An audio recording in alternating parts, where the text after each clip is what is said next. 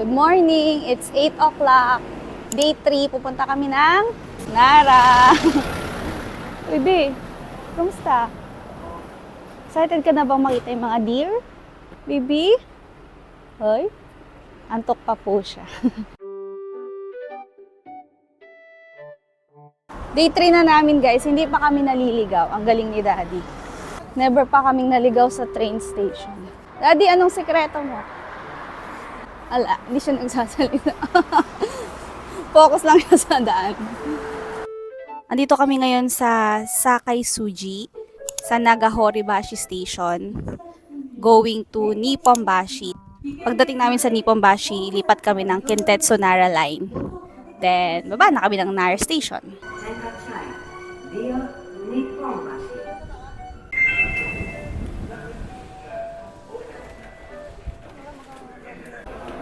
Dito na kami sa Kintetsu Line. CR break muna kasi 1 hour yung travel from Osaka to Nara.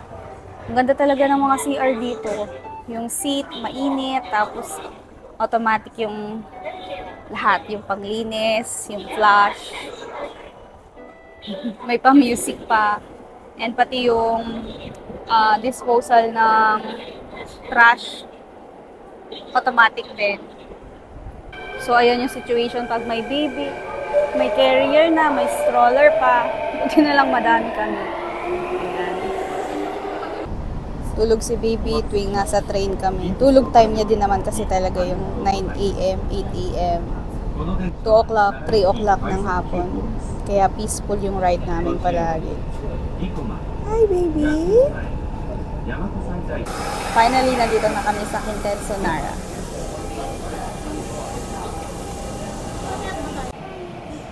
Buti na lang may mga escalator dito sa train station. Ayan, pagbaba mo sa train, mayroon na agad signage. Kung magbabas ka, ayan, west exit. Kung on foot, east. So kami baka magbus na lang dahil madami kaming dala-dala.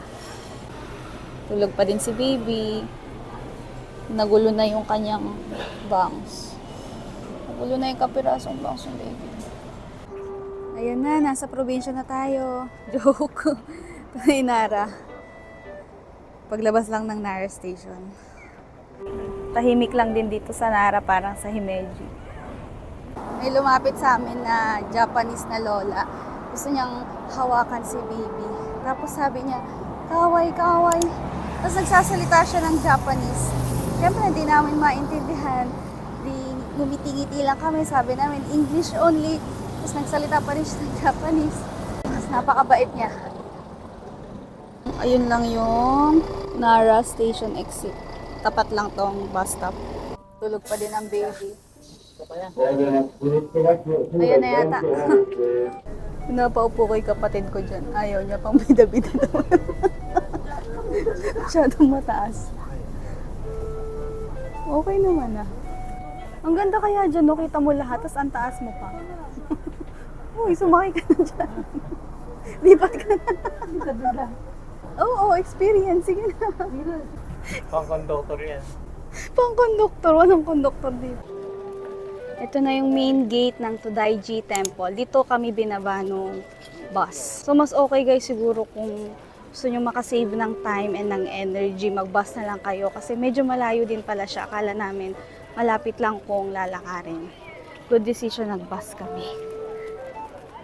Madami na ding deers dito. Pero mamaya na namin sila aasikasuhin. Yes. mamaya na kami magpapakain ng deers kasi ang daming turista. Guys, yung gate na yan, ang main gate ng Todaiji. Ang tawag dyan, Nandaimon or Great South Gate. Dito pa lang, tanaw na namin yung mataas na wooden structure ng Todaiji Temple. Ginawa tong gate na to nung Nara period or around 1,300 years ago. Pero syempre, hindi na to yung original structure. Nireconstruct na to around 800 years ago. So imagine, ang tanda na rin nitong structure pero maganda at matibay pa din. In person, mataas siya talaga. Nasa 83 feet daw yung taas nito. At ito daw yung largest temple entrance gate in Japan. Share ko lang guys, napansin namin dito sa Japan, bihira may mga security guards sa mga stations, establishments, and hindi gaya sa Philippines, walang nagche-check ng mga bags. Ba't ko ba yun na-share? Dito kasi sa Todaiji Temple, merong dalawang guards. So, ayan sila, yung dalawang statue sa Great South Gate. Yung dalawang guards na yan, ang tawag sa kanila, Niyo or Two Kings of Todaiji. Ang taas niya nasa 27 feet. April 14 ngayon, parang wala nang masyadong cherry blossoms. Or later, baka may makita kami sa Nara Park. Ito na yung entrance ng temple. Konting lakad lang, wala dun sa main gate. Ang admission fee dito sa Todaiji Temple, 800 for adult, 400 for kids. Pero meron ding 1,200 and 600 para yun sa mga gusto rin pumasok sa Todaiji Museum. Ang ganda! Ang laki guys. Sobrang ganda. 1,200 years na yan.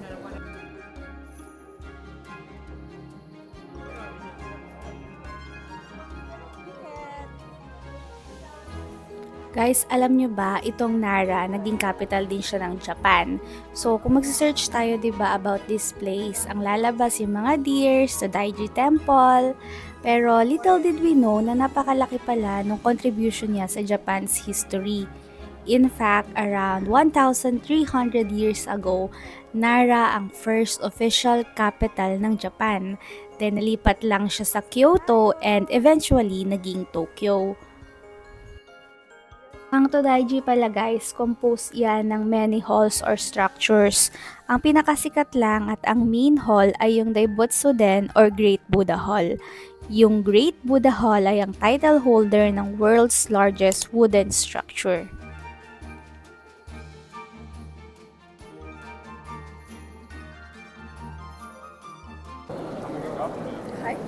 Break time muna. Nandito na kami sa loob ng Todaiji Temple.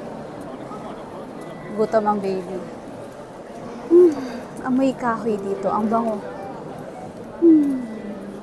Nakaakit na tayo ng Todaiji Temple. I mean, nakapasok na. So, ayun yung view. Pagpasok mo, bubungad sa'yo itong structure na to. Yung Buddha. Ayan.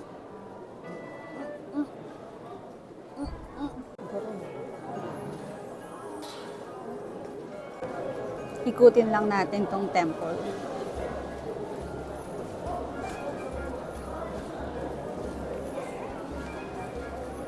Tignan nyo guys tong hagdan. Ang taas, ang tarik. Oh! Ay, nakakatakot naman nakitin yan.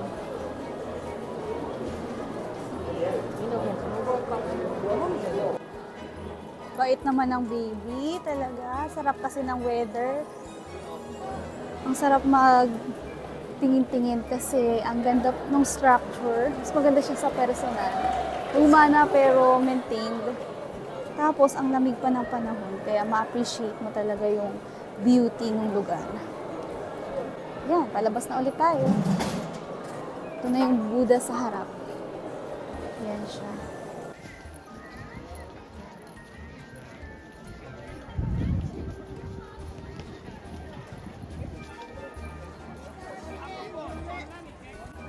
Ito yung old picture ng Todaiji Temple.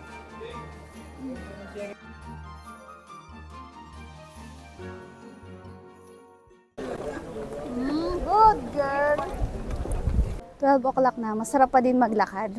Kaya lang, huwag niyong kakalimutan na mag-sunblock kasi masusunog pa rin kayo. At hindi niyo nararamdaman.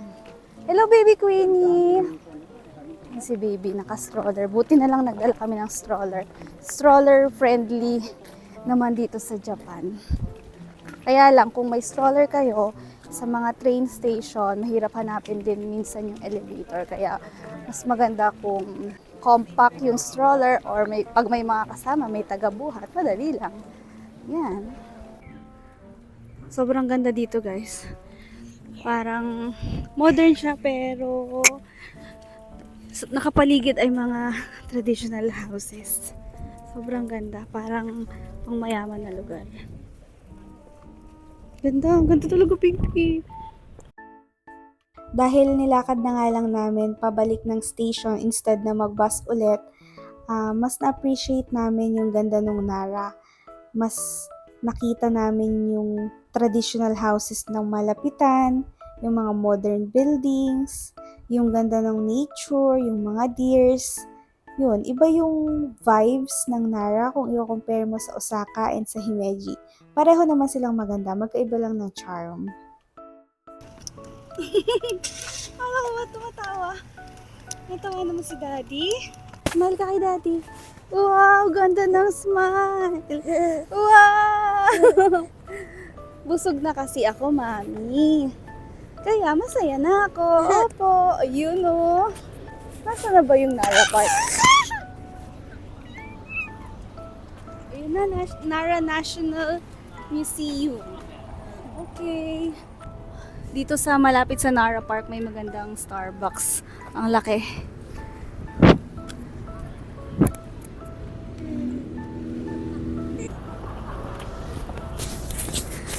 Galing naman ng Nara, naisipan nila yan. Ang lamig ng hangin sa loob ng underpass. Sarap. Diba? Parang binuksan mo yung ref. Ayan na ang Nara Park after 1 kilometer from Todaiji Temple. Kaya lang, 12 o'clock na, di pa kami kumakain. Sana may kainan dito. Ito na. Hindi na masyadong full bloom yung mga cherry blossoms. Hingal na ako. Wala na nga din pala. Konti na lang na trees ang meron. Pero it's okay. Ang pinunta natin dito ay yung mga deer. Ay, kainan yata yung sa kabilang lugar. Ang ganda ng uniform ng mga bata. Ang cute. Linggo ngayon, hindi namin alam kung mga ginagawa nila at naka-uniform pa sila. Tour nila, linggo. Sa Philippines kasi, di ba dapat may pasok? Parang ang laki ng 7-Eleven na to, Daddy. Gusto mo magtingin na pagkain? Check natin. Parang kantin siya. Joke! Natin.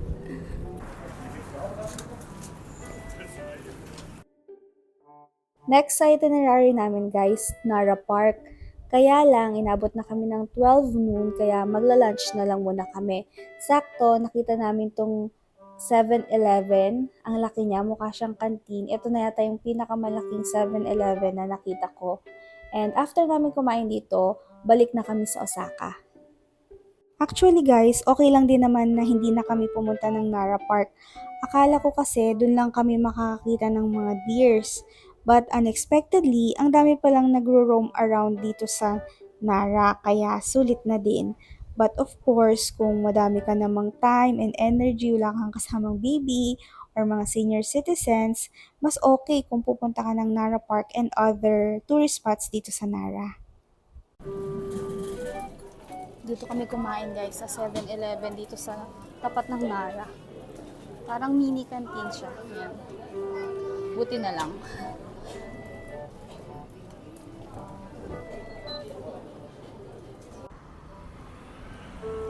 Uwi na kami.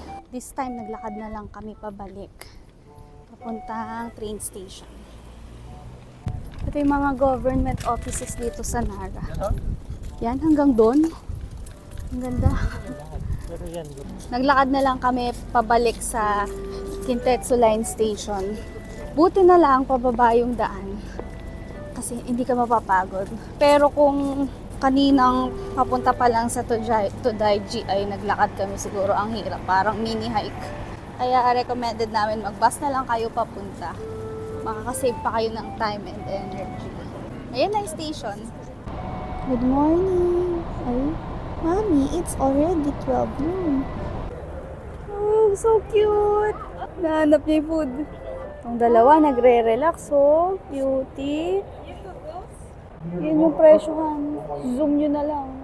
Shinsai Bashi Suji. Oh, daming tao. Ito na, ang Uniqlo at Chiyu. Ayan, halos same lang din naman pala yung price. Pero makakatipid ka kung tax-free. Kailangan maka 5,000 para ma-tax-free. 5,500 yen. Kailangan maka 5,500 yen para ma-tax-free. Eh, wala naman silang mapili. Yan si Daddy, Uniqlo boy yan.